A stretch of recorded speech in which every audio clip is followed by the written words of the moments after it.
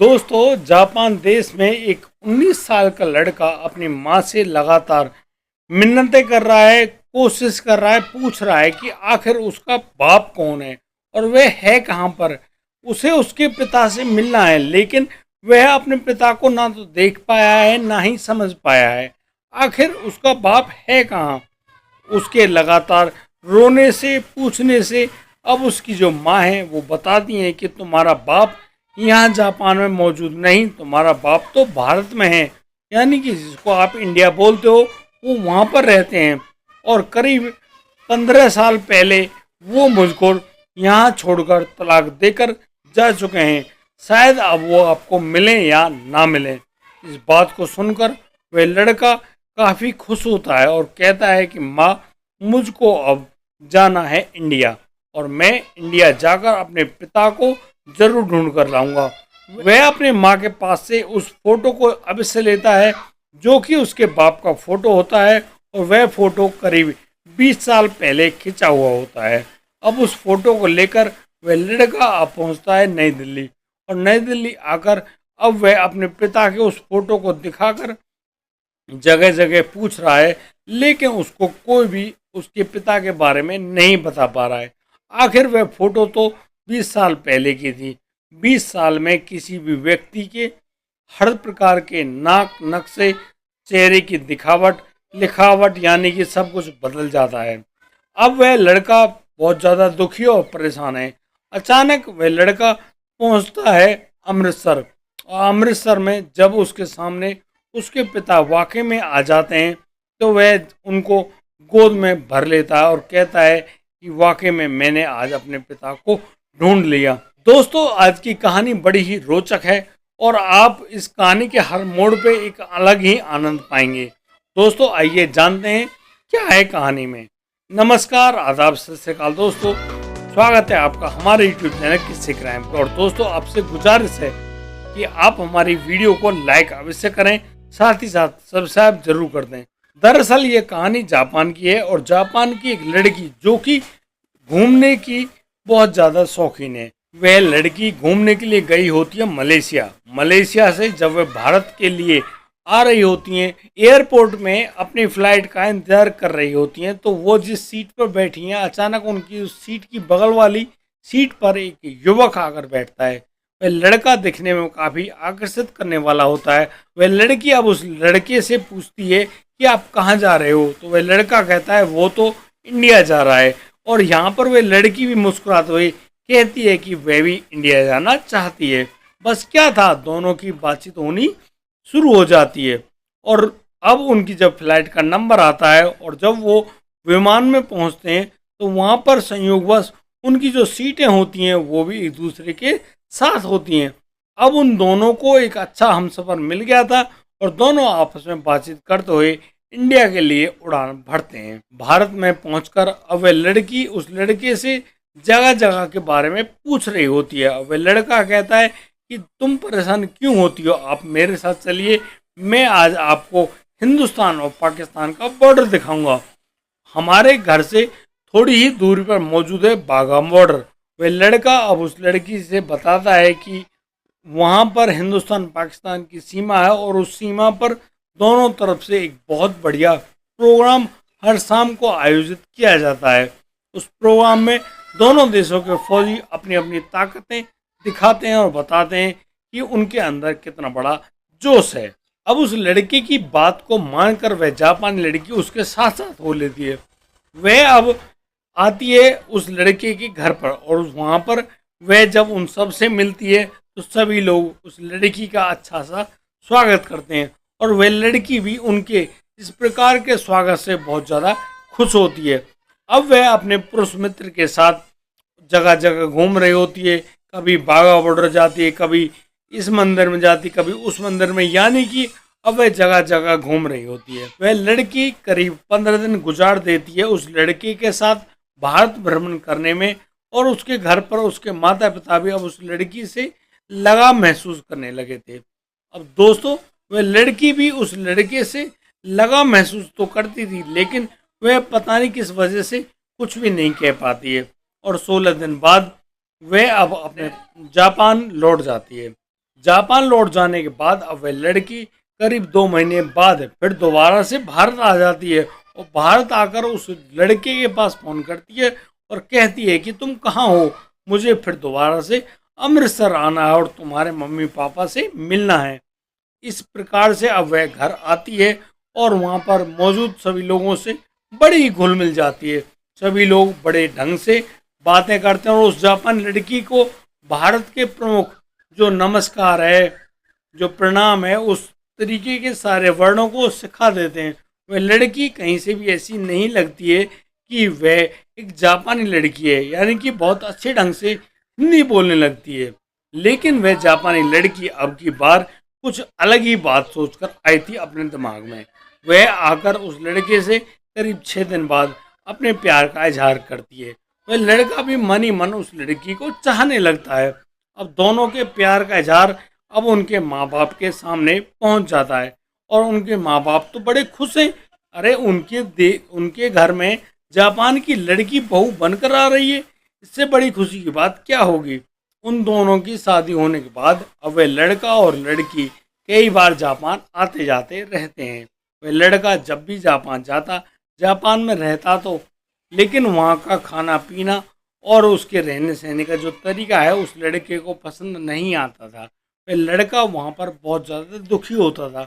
वह बार बार उस लड़की से कहता कि उसको तो भारत में जाना है, लेकिन उनके लगातार आने जाने से बहुत ज़्यादा खर्चा हो रहा होता है।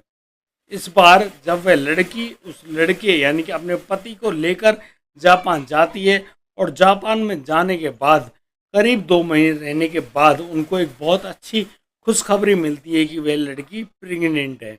लेकिन उन 2 महीनों में उस लड़के की जो जान है वो तो बस बहुत ज़्यादा दुखी है।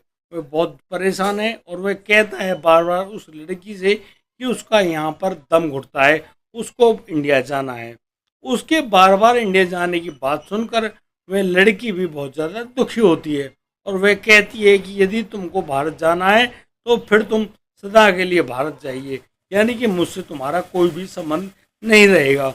बस इस बात पर वो पति पत्नी दोनों राजी हो जाते हैं कि अब उनको अलग रहना है और फिर दोनों कोर्ट के द्वारा जो मिला जो तलाक है, तलाक का सर्टिफिकेट है, उसको लेकर अब वह लड़का वापस लौट आता है हिंदुस्तान।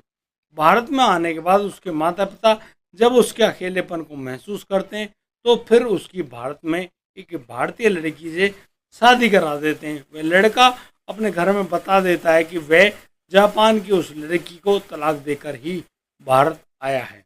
अब वह जापानी लड़की अपने घर पर करीब 9 महीने बाद उस लड़के को जन्म देती है और बस अपने लड़के का ठीक ढंग से भरण पोषण कर रही होती है। जब वह लड़का बड़ा हो रहा होता है तो वह अक्सर अपने पिता के बारे में पूछा करता था, लेकिन उसकी माँ बार बार अलग अलग तरीके के बहाने बनाकर उसको मना कर देती कि तुम्हारे पिता यहाँ पर नहीं है। वह लड़का अपने जापान में ढूंढता रहता है कि उसको उसके पिता मिल जाएं, लेकिन उसको उसके बाप नहीं मिल पा रहा था। लेकिन उस लड़के को उसके जो पिता हैं वो नहीं मिल पा रहे थे। इस बात को लेकर वह लड़का बहुत ज़्यादा दुखी होता है। एक दिन जब वह लड़के ने अपनी माँ के सामने बहुत ज़्यादा कड़ी मिन्नतें करी, रोने लगा और कहने लगा कि वह आज के बाद खाना तभी खाएगा, घर में तभी रहेगा जब उसको उसके पिता के बारे में सच्चाई में बता दिया जाएगा, अन्यथा वह ना तो कुछ खाएगा और ना ही इस घर में रहेगा। अब वह जो जापानी महिला है वह बहुत ज़्यादा दुखी और परेशान हो जाती है। फिर वह अपने बेटे को सच्ची बात बताती है कि तुम्हारा जो पिता है वह तो भारत में रहता है और भारत के अमृतसर में रहता है। उस जापानी महिला को सिर्फ यही याद रहता है कि वह अमृतसर में रहता है, पंजाब के। उस महिला को उसका गांव नहीं पता था। अब वह लड़का अपने पिता का फोटो अपने साथ लेकर विमान से आ जाता है दिल्ली और दिल्ली से पहुंच जाता है अमृतसर। अमृतसर जो कि पंजाब का बहुत बड़ा ज़िला है, वहाँ पर तो बहुत सारे गांव होते हैं। अब वह लड़का हर गांव जाता है और अपने पिता का फोटो दिखाकर सभी से पूछ रहा होता है कि आखिर उसके पिता को कोई जानता है या नहीं जानता है। अब जैसे ही वह लड़का उस फोटो को लेकर एक गांव में खोज रहा होता है अपने पिता को, तो वह वहाँ एक व्यक्ति को वह फोटो दिखाता है उस फोटो को देखकर उस व्यक्ति की आंखों में चमक सी आ जाती है। वह व्यक्ति कहता है कि इस आदमी को तुम जानते हो? तो वह लड़का कहता है कि ये मेरे पिता हैं और मैं इनको जानता हूँ, और मैं सिर्फ इतना ही जानता हूँ कि ये मेरे पिता हैं, इससे ज़्यादा मैं कुछ भी नहीं जानता। लेकिन मेरी माँ आज भी इनका इंतजार करती है जापान में। अब वह व्यक्ति खड़ा होता है और वह व्यक्ति खड़ा होकर अब उस लड़के को गले लगा लेता है, और फिर उस लड़के को कान में कहता है कि जो व्यक्ति उसको गले लगा रहा है ये सच में ही उसका वह बाप है, क्योंकि इस फोटो को जो तू दिखा रहा है ये फोटो तो उसी का है और करीब 20 साल पहले का है, और मैं उस लड़की को जानता हूँ। बस इतनी बात को सुनकर वह लड़का बहुत ज़्यादा भावुक हो जाता है और वह अब अपने पिता को और भी कसकर गले लगा लेता है। दोनों की आंखों से अश्रुधारा बह निकलती है और दोनों बाप बेटे जैसे एक दूसरे को मिले हैं काफ़ी समय बाद, बस दोनों बहुत ज़्यादा भाव विभोर हो जाते हैं। अब वह व्यक्ति उस लड़के को अपने साथ लेकर जाता है अपने घर, और अपनी भारतीय जो पत्नी है उससे मिलवाता है और कहता है, ये देखिए ये है मेरा बेटा, और यह बेटा आया है जापान से। तो मैं बताया था जो मेरी पहली पत्नी जापान की वह लड़की थी, उन्हीं से यह लड़का पैदा हुआ है, लेकिन यह लड़का आज मुझे ढूंढते ढूंढते जापान से यहाँ आया है। ये देखो इसका कितना गहरा प्यार है अपने बाप के लिए। अब उस लड़के का उस घर में बहुत जबरदस्त आदर सत्कार हो रहा होता है और उसको सभी लोग प्यार जता रहे होते हैं। सभी लोग बता रहे हैं कि मैं उसका चाचा हूँ, मैं उसका बाबा हूँ, या फिर सभी लोग अपने अपने रिश्तों को गिना रहे हैं। अब उस घर में जो उस लड़के का इतने ढंग से स्वागत हुआ है, वह लड़का काफ़ी ज़्यादा आश्चर्यचकित है और वह सोच रहा है कि आखिर इन माता पिता के बीच में ऐसी क्या बात हुई जिसकी वजह से इन दोनों को एक दूसरे को तलाक देकर अलग रहना पड़ गया। यहाँ पर वह लड़का अपने पिता को एक बात तो बताता है। वह कहता है कि जो तुम्हारी पूर्व पत्नी यानी कि मेरी माँ है, वो आज भी तुमको बहुत ज़्यादा प्यार किया करती हैं, वो तुमको दिन रात याद करती हैं और वो चाहती हैं कि बस कि उनका पति उनको अवश्य आकर मिले। अब वह व्यक्ति जो कि उस जापानी महिला का पति होता है, वह कहता है कि वह जरूर जापान जाएगा और अपनी पूर्व पत्नी से अवश्य मिलेगा, और हो ना हो वो तुम्हारे साथ ही चले। अब इस प्रकार से जब बाप बेटे का ऐसा मिलन होता है, उसको सुनकर सभी लोग काफ़ी ज़्यादा आश्चर्यचकित हैं और सभी लोग इस बात को सोच रहे हैं कि भाई वाकई में बाप बेटे का प्यार हो तो ऐसा हो। दोस्तों, आपको कैसी लगी आज की सच्ची कहानी, यह हमारे कमेंट बॉक्स में कमेंट करके अवश्य बताएं। दोस्तों, यदि आपको हमारी ये कहानी अच्छी लगी और इससे सीख मिली हो तो हमारी इस वीडियो को लाइक, कमेंट, शेयर और सब्सक्राइब करना बिल्कुल ना भूलें। और दोस्तों, अब दीजिए मुझे इजाज़त। मिलता हूँ कल एक और अनोखी सच्ची कहानी लेकर। तब तक के लिए आप बढ़िया रहें, बेहतरीन रहें, अपना और अपने परिवार का बखूबी ख्याल रखते रहें। जय हिंद, जय भारत।